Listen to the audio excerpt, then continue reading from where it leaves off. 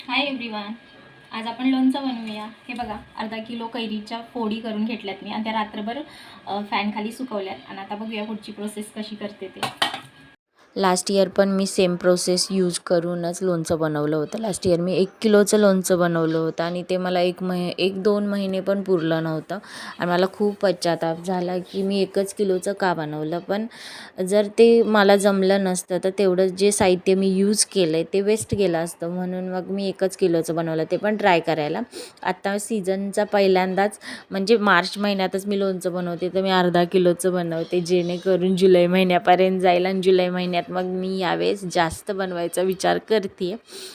पण तुम्हाला ह्याचा फुल व्लॉग ऑलरेडी माझ्या चॅनलवर अपलोड केलेला आहे, त्याची लिंक मी तुम्हाला खाली देईनच आणि तुम्ही पाहू शकता. आपण बोलता बोलता आपलं लोणचं झालं पण रेडी. असं होत नाही एवढ्या फास्ट, पण मी तुम्हाला 1 मिनटात दाखवते आणि कधी कधी पॉसिबल नाही होत 1 मिनटात दाखवणं. ओके, बाय, भेटूया नेक्स्ट व्लॉगमध्ये.